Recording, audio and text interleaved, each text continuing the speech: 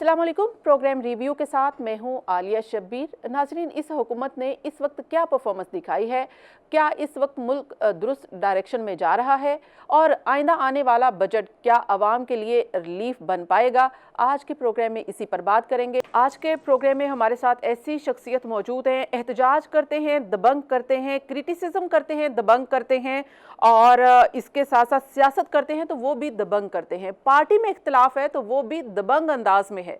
हमारे साथ मौजूद हैं शेख रुहेल असगर साहब। मुस्लिम लीग नून से उनका ताल्लुक़ है और पार्लियामेंटेरियन रह चुके हैं और इस वक्त भी अपनी हुकूमत हो या फिर इस वक्त हालात हों, सब पर खुलकर इख्तिलाफ जाहिर करते हैं। अस्सलाम वालेकुम शेख रुहेल असगर साहब, बहुत बहुत शुक्रिया मुझे ज्वाइन करने के लिए। वफाक से शुरू कर लेते हैं कि वफाक में शहबाज शरीफ साहब सेकंड टाइम आए हैं। गो के पहला उनका जो टेन्योर था मुख्तसर था, वो टेन्योर कैसा रहा और अब जब आए हैं जो इकदाम कर रहे हैं, क्या आपको लगता है कि दुरुस्त सिमत में जा रही है ये हुकूमत?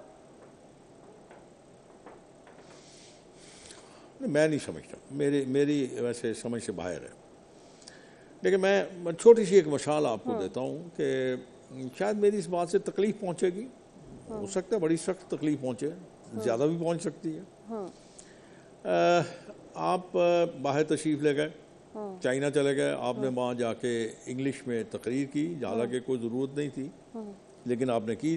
आपकी स्वाबदीद है, आप चाहे जो मर्जी ज़बान इस्तेमाल करें, चाहे आप फ़ारसी इस्तेमाल करें या अरबी करें, अंग्रेज़ी करें, उर्दू करें, ये तो वज़ीर आज़म साहब की अपनी मर्ज़ी और मंशा पे होता है ना।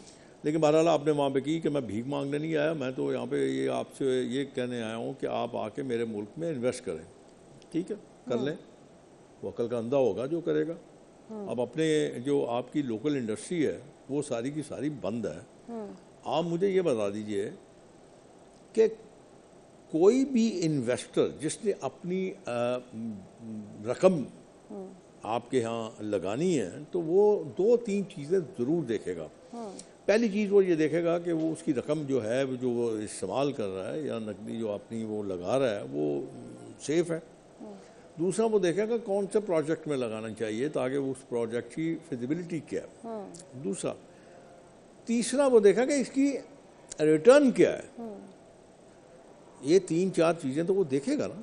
जब वो ये जब देखेगा कि आपकी अपनी इंडस्ट्री तो बंद है तो वो क्यों आएगा, क्यों करेगा, किस लिए आपके पास आके वो अपनी इन्वेस्टमेंट करेगा।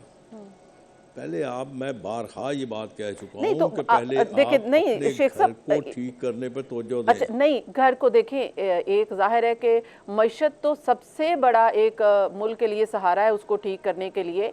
तो अगर आप हमारे प्राइम मिनिस्टर अगर ये कह रहे हैं कि भाई हम कशकोल तोड़ रहे हैं, हम कर्जे नहीं लेंगे, वो कहते हैं कि हम इन्वेस्टमेंट मांगने के लिए आए हैं, हम इन्वेस्टमेंट में बात करने के लिए आए हैं, हम कर्ज लेने के लिए या भीख मांगने के लिए नहीं आए, तो ये तो दुरुस्त कदम हुआ, ये तो एप्रिसिएशन की बात है। आप कह रहे नहीं है, ग्राउंड पे क्या चीज़ें हैं जो आप कहते हैं दुरुस्त करने की ज़रूरत है?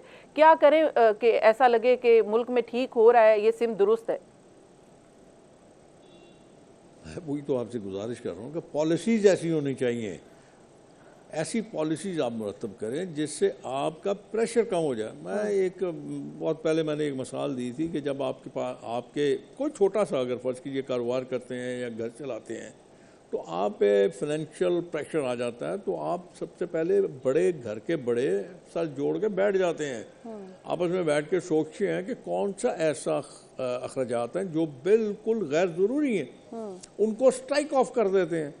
फिर उसके बाद सेकंड क्लास आती है कि कौन सा ऐसा खर्चा है जिसके बगैर गुजारा हो सकता है, फिर उसको स्ट्राइक आउट करते हैं। फॉर एग्जाम्पल, अगर चले शेख साहब, आपसे राय ली जाती है कि कौन से ऐसे एक्सपेंस है जिनको कट डाउन करने की ज़रूरत है और फौरी करने चाहिए ताकि मईशत पर और कौमी ख़जाने पर बोझ ना पड़े। मैं अक्सर, वैसे आपने बहुत अच्छी बात की, मैं अक्सर बेशतर यही कहता हूँ कि अगर आप ये कहें कि जी बहुत बुरे हालात हैं तो ये तो सबको पता है। हाँ, इसका कोई आप हल बता दीजिए। हाँ, आपने सवाल किया, मैं आपको उसका जवाब दे देता हूँ।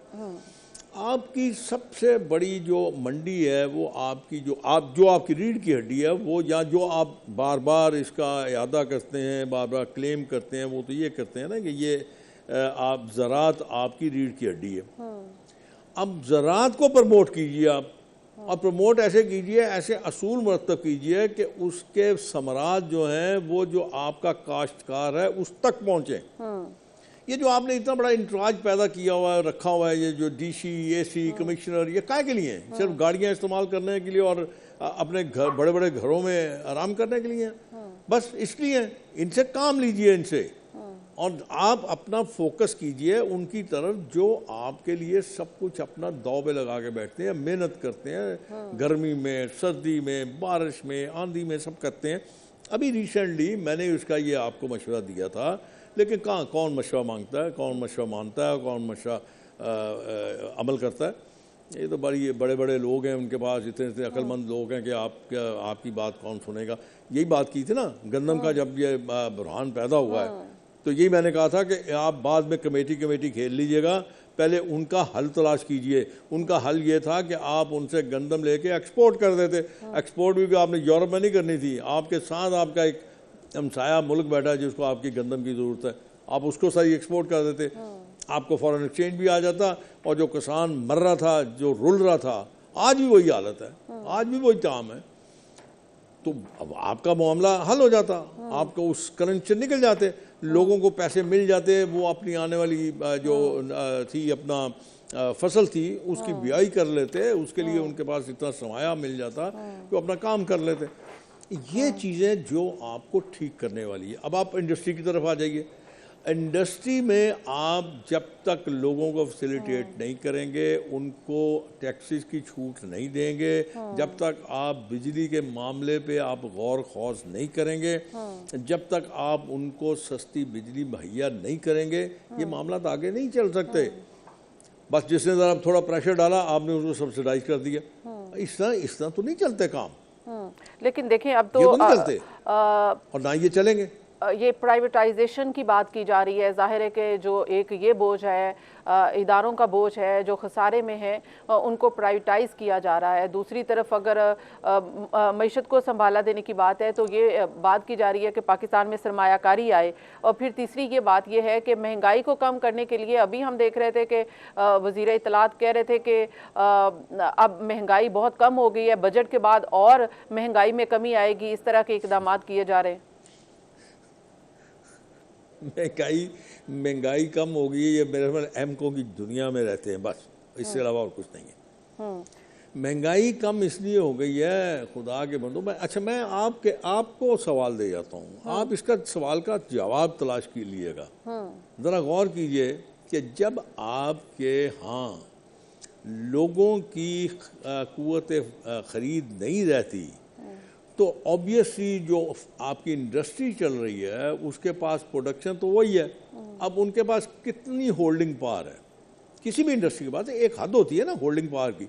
होल्डिंग वो कब तक करेंगे, कितनी करेंगे? और फिर ये होता है अक्सर बेशतर ये होता है कि वो अपने उस प्रॉफिट को no loss no profit basis पे अपनी जो मसनूआत है उनको बेचना शुरू कर देते हैं।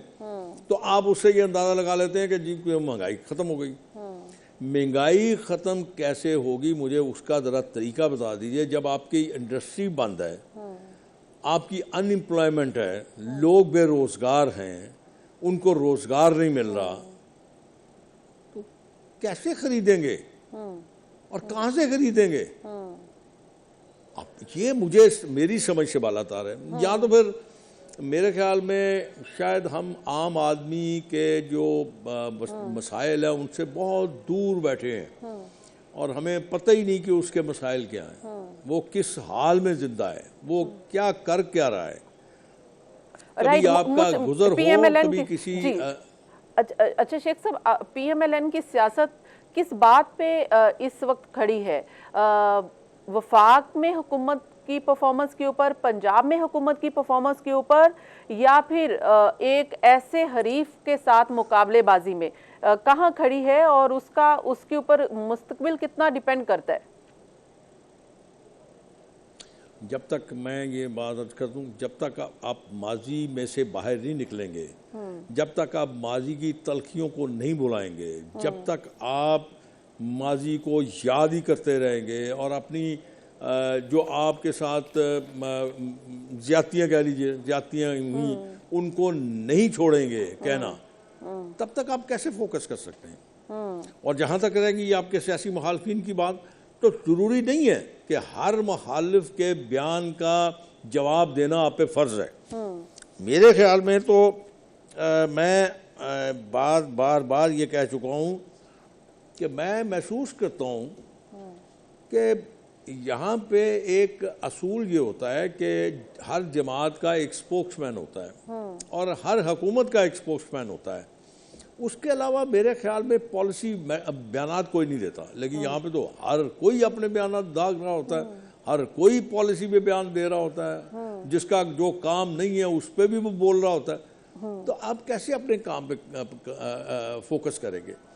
मैं एक दफ़ा नहीं कई दफ़ा कह चुका हूँ, हालांकि मेरा तो तल्लक नहीं है, मेरी बात कौन सुनता है। मैं कई दफ़ा ये बात कह चुका हूँ कि आप अपने काम पे तवज्जो रखें। हुकूमत के खिलाफ अपोजिशन का काम है बोलना, उनका काम है आपकी तवज्जो को हटाना आपके काम से।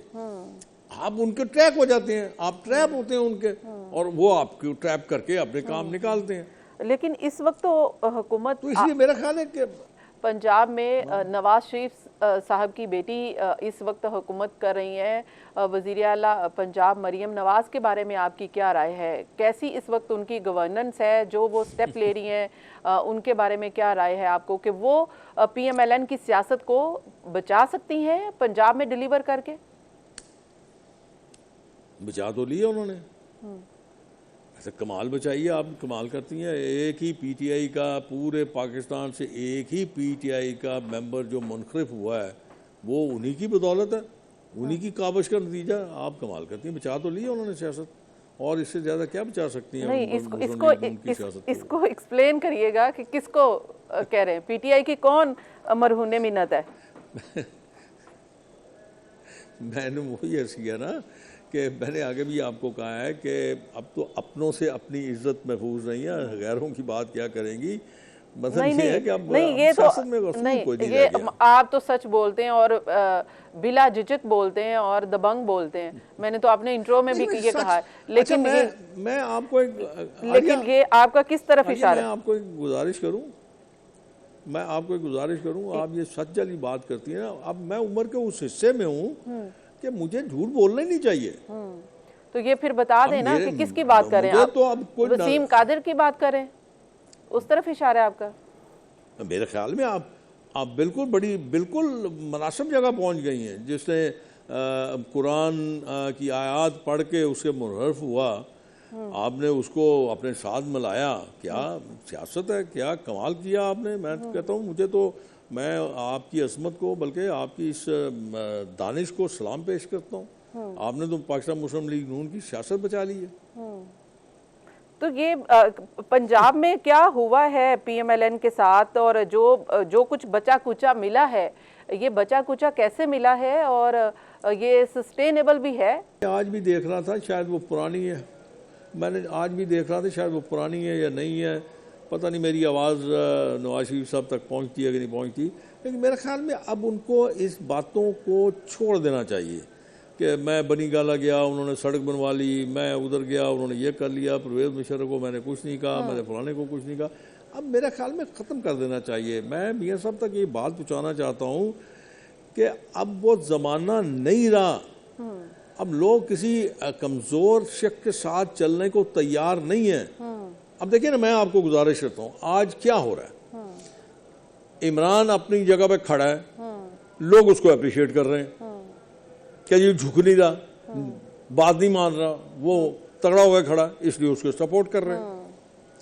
और अगर आप इस तरह कमजोरी दिखाते हैं तो लोग फिर आप ये समझते हैं कि आप तो कमजोर हैं। नहीं, लेकिन ये भी देखें ना कि मियां साहब ने ये भी कहा है कि मैं इंतकाम वाला नहीं हूँ, मेरा ध्यान तो इस तरफ गया ही नहीं है कि मैं इंतकाम लूँ, हालांकि मुझे जेल में डाला गया और मेरे AC तक निकलवाने की बात की।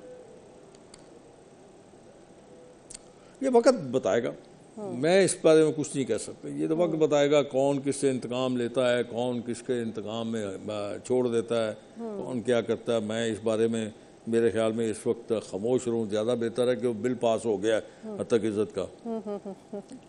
अच्छा शेख साहब ये बताइएगा, ये आपको मशवरा ये दूंगा। अच्छा थैंक यू सो मच। अच्छा शेख साहब हमारी मजबूरी है, क्या करें कि सवाल तो फिर हमें करना ही पड़ेगा।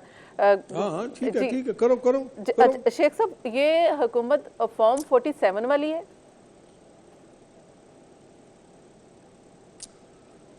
तो मैं इस बारे में थोड़ा सा आपके साथ इख्तलाफ करता हूँ, लोगों के साथ भी इख्तलाफ करता हूँ कि अगर आपके पास कोई ऐसे सबूत हैं या आप ये समझते हैं कि आपके साथ कोई ज्यादती हुई है, तो आपके बहुत सारे फोरम आपके पास मौजूद हैं।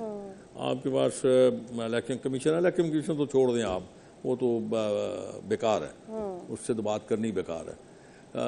उसके अलावा हाई कोर्ट हैं, आपके ट्रिब्यूनल हैं, सुप्रीम कोर्ट है, आपके पास बहुत सारे फोरम हैं। अगर आपके पास वाकई कोई ऐसे सबूत हैं तो आपको उनसे रजू करना चाहिए। बात करने से या कोई बातें कहने से या प्रेस कॉन्फ्रेंस करने से या टीवी पे कोई बयान देने से मेरा नहीं ख्याल कि उससे कोई आपको फ़ायदा होता है या आपको वो आपका इंसाफ मिल जाएगा। ऐसा मेरा ख्याल बिल्कुल नहीं है। मेरा अपना ये कहना है कि आपको अपने उन फोरम से रजू करना चाहिए अगर आपके पास कोई दो सीट जिनके बारे में कुछ पहले भी आपने बड़ी ही खामोशी के साथ जिक्र किया, लेकिन एक और भी सीट है जो PMLN को कि वो भी उनको मिली है, वो जीते नहीं है, उसके ऊपर आपका भी यही ख्याल है? कौन सी वाली सीट? मियां साहब वाली सीट। नहीं, ये तो फिर मियां साहब बेहतर फैसला दे सकते हैं या इलेक्शन कमीशन बता सकता है। मैं उस बारे में कुछ क्या इसलिए नहीं सकता कि मेरे से वो काफ़ी दूर है वो हल्का इंतखाब जो है। अच्छा, तो इसलिए मैं उस बारे में कुछ, मैंने वही आपको अर्ज किया ना कि कहने से मेरे ख्याल में कोई फ़र्क नहीं पड़ेगा जब तक आप उसको साबित नहीं करते। आपको उसके लिए साबित करना पड़ेगा, आपको बताना पड़ेगा कि उसमें क्या हुआ, कैसे किया गया। तो अगर आप अपनी सीट है कोई उसका एविडेंस है, आप अपनी सीट जो कि कई अरसे से जीत रहे थे, आप एक मंजे हुए सियासतदान है, अवामी सियासत करते हैं, आपको पता है कि सियासत के हार गए, उसकी रीज़न क्या है? क्या आप अपने हल्के में डिलीवर नहीं कर पाए, PMLN की वजह से हारे हैं, उसका किसको जिम्मेदार समझते हैं? हारा मैं, ये बात आपकी जो दूसरा आपने सवाल किया ना, उसकी वजह तो यही है क्योंकि इलेक्शन में हार के बहुत सारे वजूहात होती हैं, बहुत सारी वजूहात होती हैं। उसमें एक सबसे बड़ी वजह जो थी वो मेरे हल्के को जब डिलिमिटेशन का शिकार किया गया तो वो इस तरह का किया गया कि मुझे सियासी तौर पे इतना नुकसान पहुंचा कि मेरे ख्याल में शायद आप अंदाज़ा नहीं लगा सकती। मेरा ख्याल था कि शायद मामलात ठीक होंगे, लेकिन वो कर नहीं पाया, मैं उन चीज़ों को ठीक नहीं कर पाया।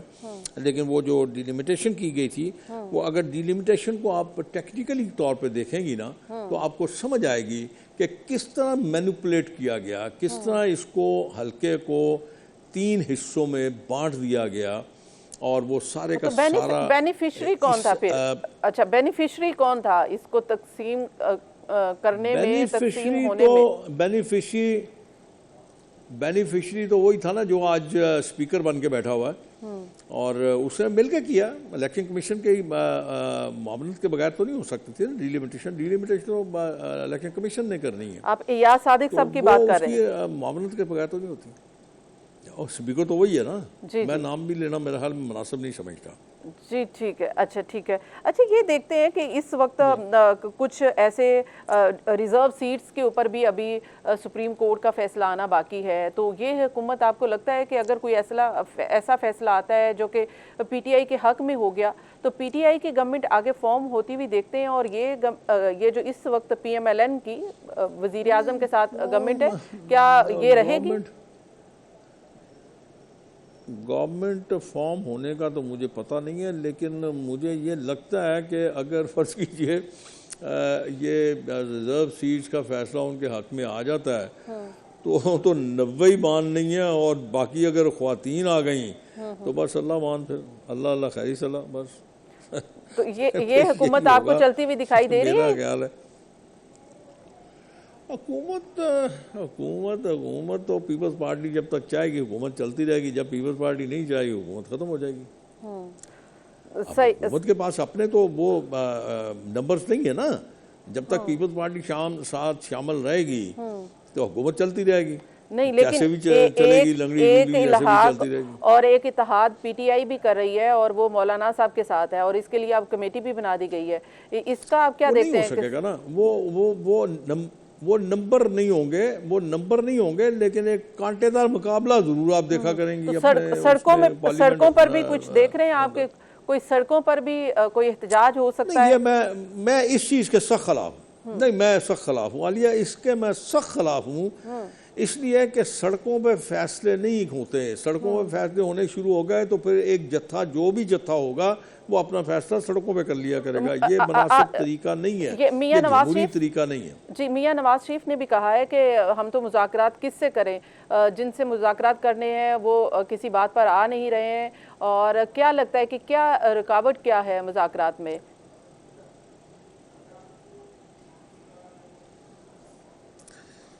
इसका जवाब तो मियाँ साहब दे सकते हैं। मैं अब क्या कह सकता हूँ इस बारे में कि मुज़ाकरात इन्होंने किसके साथ करने हैं, कौन करता है। कभी आपने देखा है कोई ऐसा बड़े संजीदा किस्म के लोगों का कमेटी बनी हो, हुकूमत ने कमेटी बनाई हो संजीदा लोगों की, जो बड़े सीनियर लोग हों, संजीदा लोग हों, समझदार लोग हों, उस कमेटी को तश्कील दिया हो, जो मौलाना फजल रहमान साहब से बात करे, जो अपना पीटीआई के जो बाहर लोग हैं उनसे भी बात करें। मेरा ख्याल में शायद ऐसा मैंने तो नहीं सुना। अगर आपने देखा तो फिर आपको पता होगा, वैसे मैं नहीं जगह। हाँ, एक और चीज़ हो सकती है कि जो ऐसे मुकदमात हैं जिनके एविडेंस कमज़ोर हैं, तो मेरे ख्याल में हुकूमत को चाहिए कि फॉर ए गुड जेस्चर वो उनके आप ख़त्म करते हैं तो शायद कोई एक सॉफ्ट कॉर्नर उनके लिए निकल आए और वो आपसे बात कर लें और बात आगे चली जाए। राइट, तो आप क्या देखते हैं, बानी पीटीआई की रिहाई है या अभी ये मामला लटकता दिखाई दे रहा है? आपको क्या लग रहा है? अदालतों से तो उनको काफ़ी रिलीफ मिल रहा है। नहीं, वो तो 100% देखें, मैं आपको 100% वो तो अदलिया का मामला है जी। मैं तो यही कहता हूँ। और मैं खैर देखें, मैं तो एक मशवरा देने की पोजीशन में होता हूँ और मशवरा वो ही होता है जो जहाँ अगर आपके कानून तक पहुँच जाए, अगर आप उसको आपकी समात तक आ जाए और आपको बेहतर लगे तो आप, मेरा ख्याल है खान साहब को भी, इमरान खान साहब को भी थोड़ा सा सियासी सूझबूझ से काम लेना चाहिए। अपने लोगों को ज़्यादा इम्तिहान में नहीं डालना चाहिए। लोगों को ऐसे आजमाइश में न डालें कि वो बेचारे रह जाएं। अब देखें ना, अब सियासी तौर पे अगर आप फ़र्ज़ कीजिए मैं कहता हूँ अगर आप 5 साल हैं तो 5 साल अगर आप यही अगर सियासत करते रहे, सड़कों की सियासत, गलियों की सियासत, तशद्दुद की सियासत, तो मेरे ख्याल में फिर आपकी जो क़ुव्वत है या जो आपके नर्व्स हैं वो आपके जवाब दे जाएंगे। तो वक्त आने पे आप बिल्कुल ख़त्म होकर रह जाएंगे। राइट, ये मशवरा तो आपने बिल्कुल दुरुस्त दी है अपने आप को। जी बिल्कुल। और ये बताइएगा, मानेगा कौन? जी, मानने वाले के ऊपर डिपेंड करता है, सही कहा आपने। लेकिन दूसरी तरफ आपका इख्तिलाफ पार्टी में किससे है और क्या इख्तिलाफ है? कि आप पार्टी से नाला लगते हैं, पार्टी की पॉलिसी से नाला लगते हैं, परफॉर्मेंस से भी नाला है? नहीं। देखिए, नौकर मालिकों से तो नाला हो ही नहीं सकते। ना वो नाला हो सकते हैं, ना वो नाराज़ हो सकते हैं। मालिक तो मालिक ही होते हैं। और यहाँ पे जो सियासी जमातें हैं वो मालिक और नौकरों वाले मामला आते हैं। मैं कैसे उनसे नाराज़ हो सकता हूँ, या मेरी क्या हैसियत है नाराज़ होने वाली? और अगर फ़र्ज़ कीजिए मैं नाराज़ हो भी जाऊँ तो मुझे कौन मनाने आएगा? मेरी क्या हैसियत है? शख्सियत ने आज तक नौकरी की है नवाज शरीफ साहब की? नहीं, नौकरी कहते हैं आप इसको। अगर आप सच नहीं बोल सकते, आप किसी को बेहतर मशवरा नहीं दे सकते, आप अपना सही मशवरा नहीं दे सकते, आप किसी को ठीक बात नहीं बता सकते, तो नौकरी होती है वो आपकी वो आजमाइश होती है। बिल्कुल 100%।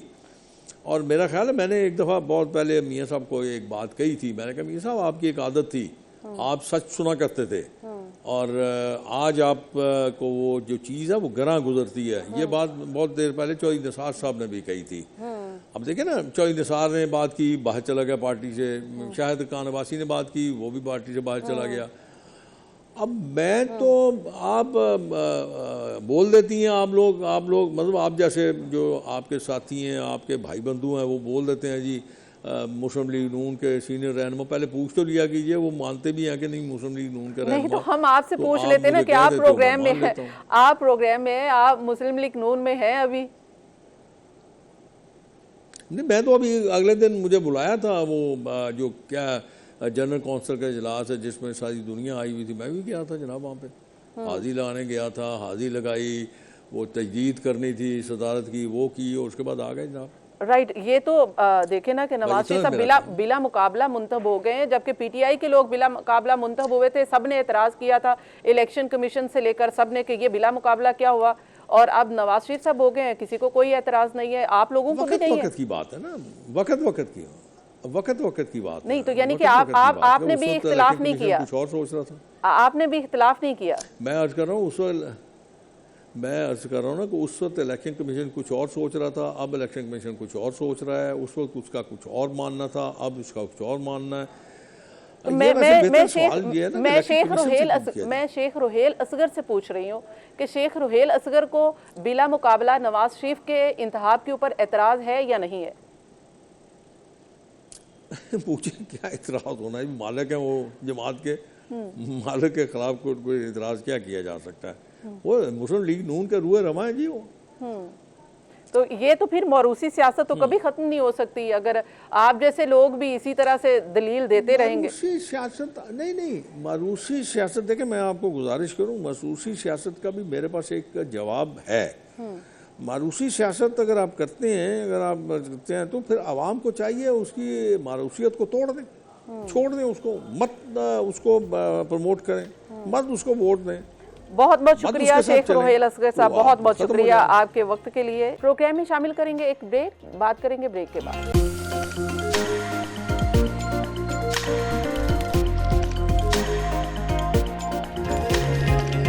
वेलकम बैक नाजरीन। अब हम बात करेंगे कि बजट के हवाले से, कि बजट आने जा रहा है, आवाम के लिए क्या रिलीफ होगा और इसके साथ साथ मईशत को किस तरह से बचाएगी ये हुकूमत की तरजीहात क्या होंगी, इसी पर बात करेंगे। हमें ज्वाइन किया है डॉक्टर हाकान नजीब साहब ने, इकोनॉमिस्ट हैं। डॉक्टर साहब बहुत बहुत शुक्रिया प्रोग्राम में ज्वाइन करने के लिए।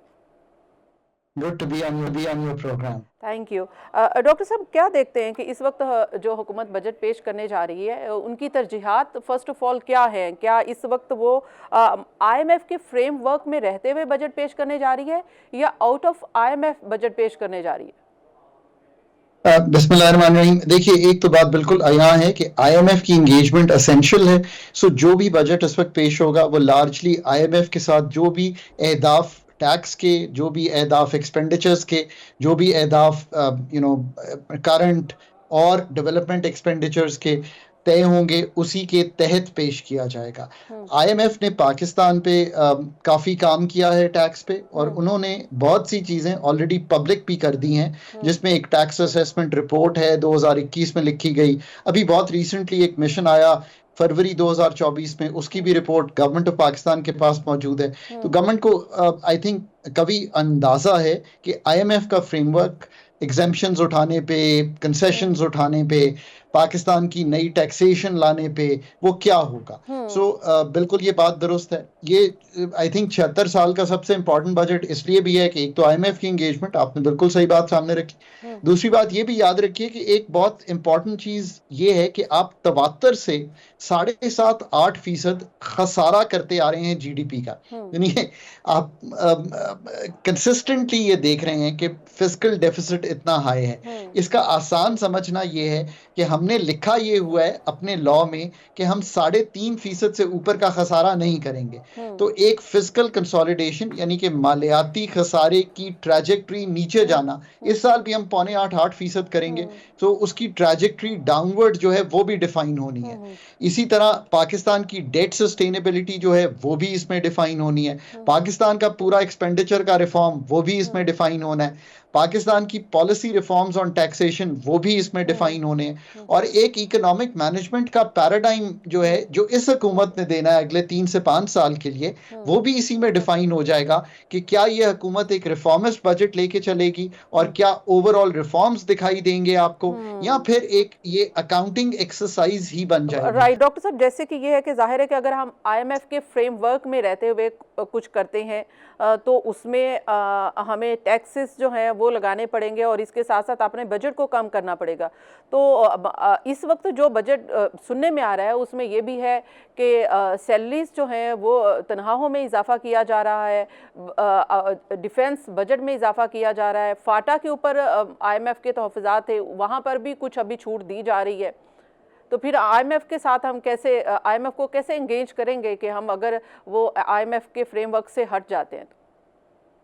देखिए, आईएमएफ के फ्रेमवर्क से हटना जो है वो तो शायद मुमकिन नहीं होगा, पर आईएमएफ को कन्विंस करने की पावर जो है वो तो मुल्कों के पास काफी होती है। अथॉरिटीज उनको कन्विंस कर सकती हैं कि अगर वो ए नहीं करना चाहती तो बी क्या चीज है। वो अगर ए से कलेक्शन इतनी कम हो रही है तो बी से कैसे पूरी होगी, सी क्या ऑप्शन है। पाकिस्तान के पास तो प्लेट पे देखे ना, एग्जेम्पशंस को उड़ाना, इन्फोर्समेंट को बढ़ाना, टैक्स नेट टैक्स बेस को बढ़ाना, पाकिस्तान की कंप्लायंस को इंश्योर करना, retail, wholesale, agriculture income tax, GST पे, सर्विसेज पे जीएसटी, इतना कुछ पड़ा हुआ है प्लेट पे। फिर डेटा माइनिंग करके नए टैक्स पेयर्स को लाना और ये देखना कि जहां जहां टैक्स गैप्स हैं उनको पूरा करना। So the menu is very big. I think जो हम 9,000 की इस दफा कलेक्शन करने जा रहे हैं, of course potential is much higher than what we are collecting given the taxation that exists in the country.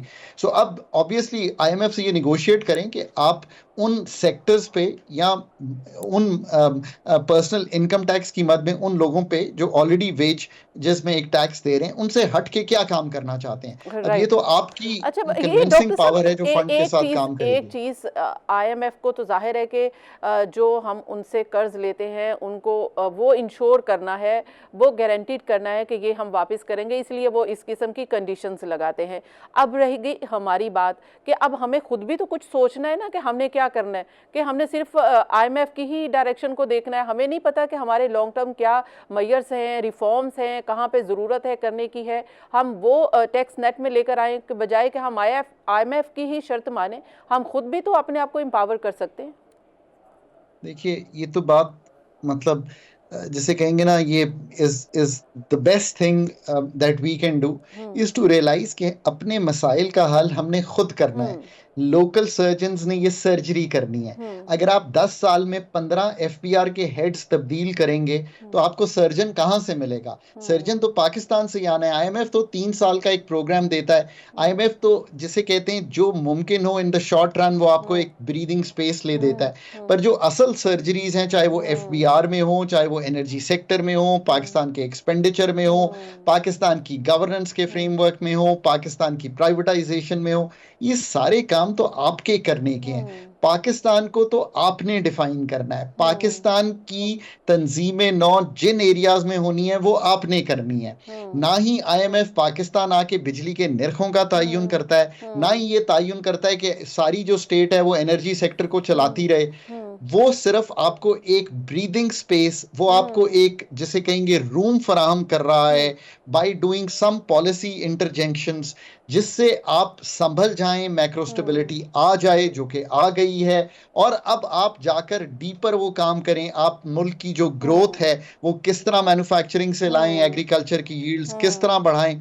ये इतना मेहनत तलब काम है जो कि पाकिस्तान ने खुद करना है। जब भी हम डिसाइड करेंगे कि पाकिस्तान ये सर्जरी करना चाहता है to show a different economic framework for Pakistan, Pakistan का 5 साला जो प्रोग्राम है वो पाकिस्तान ने लिखना है। किसी भी मुल्क में अपने इर्द गिर्द देख लीजिए, चाहे वो इंडिया में मनमोहन सिंह हो, उनके साथ एक और इकोनॉमिस्ट अलूवालिया साहब थे, उन्होंने इंडिया का रिफॉर्म प्लान खुद लिखा था। उन्होंने इंडिया की जो चीजें एग्जिस्ट करती थी, और हमने तो कई रिफॉर्म प्लान लिख छोड़े हैं पाकिस्तान के, एसओईज पे भी लिखे हैं, गवर्नेंस रिफॉर्म्स पे भी लिखे हैं। मैंने एक नेशनल गवर्नेंस प्लान भी पाकिस्तान की गवर्नमेंट में होते हुए लिखा, कैबिनेट ने अप्रूव किया।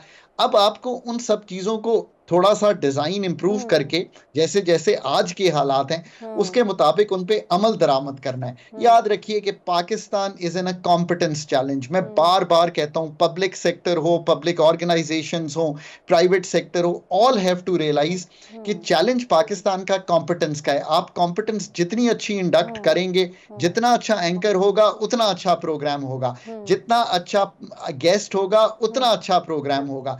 ये जिंदगी है ही इस चीज का नाम कि आप कॉम्पिटेंट लोग कॉम्पिटेंट पोजीशंस, इंपॉर्टेंट पोजीशंस पे लाएं और उनको फिर रूम दें कि वो प्ले करके पाकिस्तान की तकदीर बदल सकें। And I am always very sure कि जिस दिन हम ये काम शुरू करेंगे, with in the next 5 years Pakistan की इकोनॉमिक हालात जो हैं वो मुख्तलिफ लगना शुरू हो जाएंगे। वो तो हम देखें कि हमने बहुत शौकत तरीन हफीज़ शेख, और उसके बाद अभी भी आप देख लें कि हम बाहर से लेकर आए हैं कि ये इकोनॉमी को संभालने के लिए कि हम एक और एक्सपेरिमेंट कर रहे हैं जो कि एक्सपीरियंस है। तो हम तो ये एक्सपेरिमेंट तो हम कर रहे हैं लेकिन वो अभी कारामद नहीं हो रहे। बहुत बहुत शुक्रिया डॉक्टर हकान नजीब साहब हमारे साथ है, इकोनॉमिस्ट हैं, इस वक्त मुआशी सूरत हाल के ऊपर और ख़ासकर बजट आ रहा है इसके ऊपर अपना तज्जिया और एनालिसिस दे रहे थे। लेकिन ये जाहिर है कि बहुत वसी है इसके ऊपर बात करना। प्रोग्राम का वक्त ख़त्म हो गया, इसी के साथ मैं इजाज़त चाहूँगी। अल्लाह हाफिज़।